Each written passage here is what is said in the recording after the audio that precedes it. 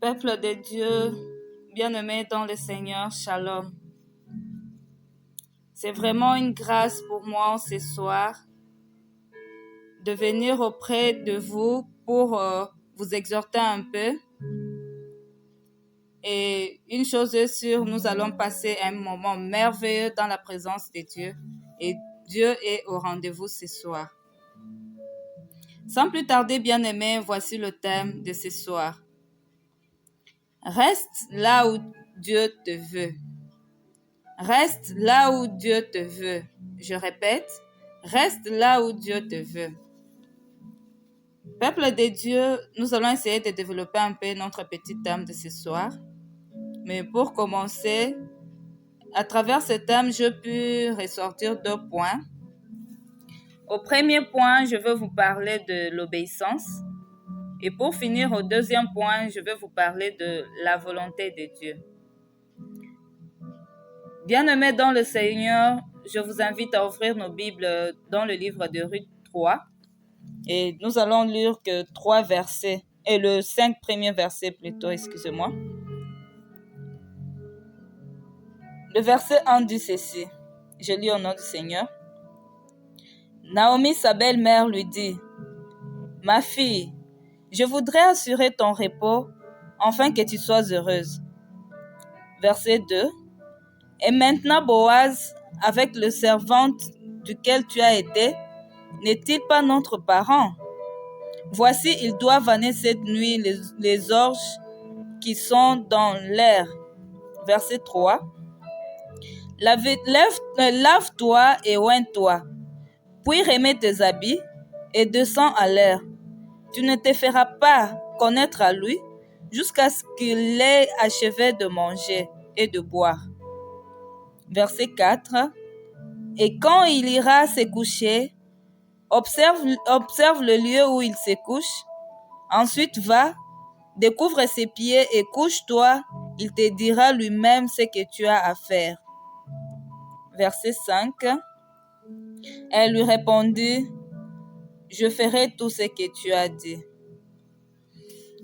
Bien-aimés,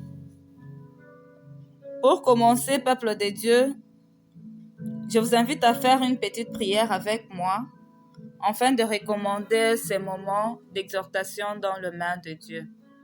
Prions. Père céleste, nous te recommandons ces moments dans tes saintes mains. Bénis-nous à travers ces moments. Et surtout, fais en sorte que ces moments puissent édifier beaucoup qui me suivent en ces moments. Éternel Dieu, fais aussi en sorte que lorsque j'ouvrirai ma bouche pour parler, que ce soit toi qui parleras à ma place. Je t'ai ainsi prié au nom puissant de Jésus-Christ. Amen. Rapidement, prenons le premier point, bien-aimé. C'est quoi l'obéissance? C'est quoi l'obéissance, peuple de Dieu? L'obéissance, c'est la soumission d'esprit aux ordres de supérieurs. En d'autres termes, l'obéissance, c'est un acte de foi qui incite un chrétien à chercher la volonté de Dieu. Vous savez, peuple de Dieu, je sais très bien que l'obéissance coûte cher. Tout enfant de Dieu qui consent à obéir doit d'abord s'armer de patience et garder la foi en toutes circonstances de sa vie. À la lecture du chapitre de Ruth, nous découvrons comment Ruth avait eu une vie assez mouvementée. D'abord, c'était sa relation avec Malon qui n'était pas approuvée par son peuple, puis la mort de Malon et ensuite sa rencontre avec Boaz. Bien-aimés, nous savons tous l'histoire de Ruth. Ruth est une Moabite. Ruth était l'épouse de Malon et Malon était le fils de Elimelech et Naomi. Bien-aimés, en lisant ces chapitres de Ruth, la Bible nous montre comment Naomi a obéi à Ruth en acceptant le choix de Ruth sans pour autant résister. Ruth avait renoncé à sa nationalité, à son bien-être pour prendre soin de sa belle-mère, une chose que beaucoup de filles ne pourront pas faire aujourd'hui. Naomi a obéi à Ruth sans savoir ce que cette obéissance cachait, bien-aimé. Quand Dieu vous veut quelque part, bien-aimé, ne résistez pas, obéissez. Vous savez, bien-aimé, quand Dieu vous demande de faire quelque chose, ne résistez pas, même si cela ne vous convient pas. Faites-le sans hésiter, parce que Dieu ne fait rien au hasard.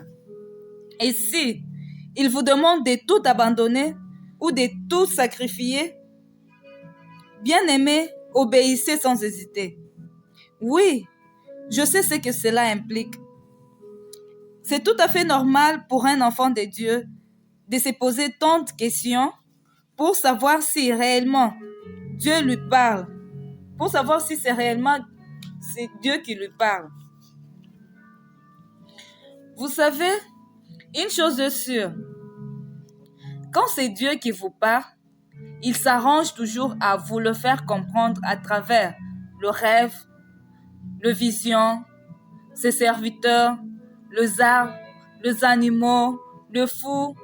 Je vous donne tous ces exemples bien-aimés juste pour vous faire comprendre que quand c'est Dieu qui vous veut, et quand c'est Dieu qui vous parle, bien-aimé, il trouve toujours un moyen pour vous le faire comprendre. Il m'est arrivé plusieurs fois de ne pas comprendre ce que Dieu me voulait au juste.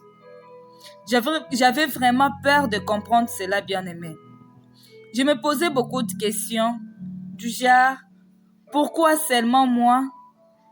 Et par quoi devrais-je commencer? Est-ce que je vais y arriver? Je ne savais pas par où commencer, bien-aimé. Jusqu'au jour où j'ai rencontré une grande dame, l'épouse du pasteur Rocky, que je salue d'ailleurs en passant, Madame Chimène, que Dieu vous bénisse là où vous êtes. Madame Chimène m'a parlé. D'ailleurs, on ne se connaissait même pas. On s'est rencontrés chez un oncle paternel. Et c'est là que Madame Chimène m'a vu. Et Dieu lui a transmis directement mon message. Et elle m'a appelé en privé pour me parler de ces messages. Madame Chimène m'a dit, Irène, Dieu te veut maintenant. C'est le moment où jamais. Je ne savais pas par où commencer. Je lui ai posé la question. Madame Chimène, oui, vous n'êtes pas la première personne à me parler, à me donner ces messages. Mais j'ai toujours eu peur, je ne sais pas pourquoi. Parce que je ne sais pas par où commencer. Et elle m'a regardée. Elle m'a dit, Irène, toi, entre en prière, prie, demande à Dieu de te guider parce que c'est lui qui guide ses enfants. Bien-aimé, je n'oublierai jamais ce jour. C'était un samedi à 17h, le 12 août 2017.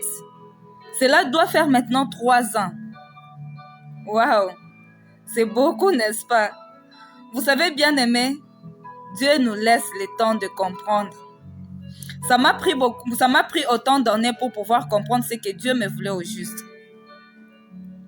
Vous savez, bien-aimé, Dieu est vraiment patient. Il nous laisse tout le temps de comprendre ce qu'il attend de nous.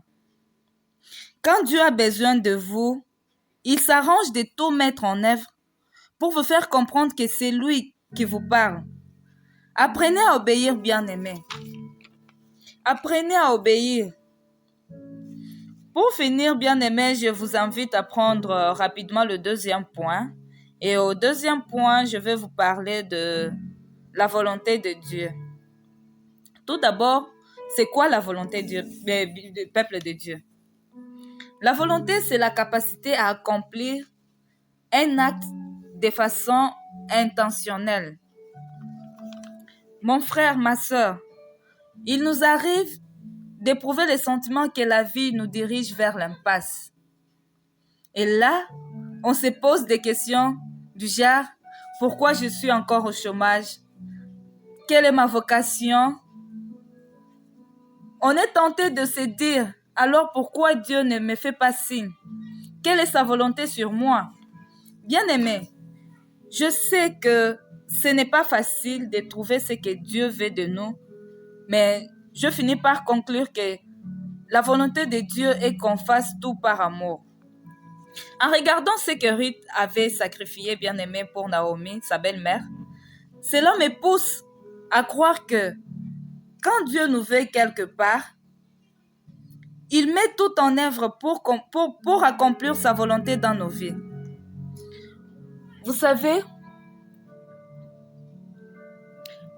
bien-aimé, Dieu ne regarde pas notre passé pour déterminer notre futur. Tout dépend du plan qu'il a pour nous. Ruth avait renoncé à son bien-être pour prendre soin de Naomi, sa belle-sœur, et sa belle-mère, sans pour autant savoir ce que ses sacrifices valaient. Elle ne savait pas ce qui se cachait derrière ces sacrifices.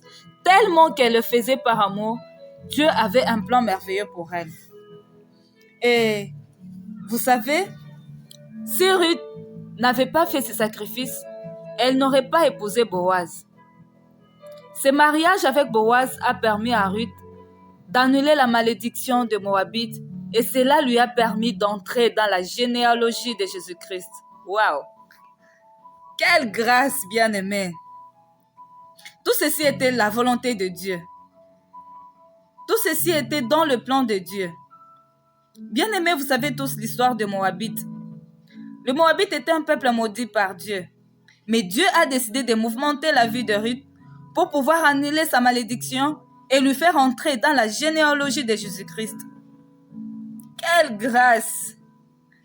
Bien-aimé, ce soir, mon désir est que Dieu puisse faire de nous des hommes et des femmes à l'image de Ruth.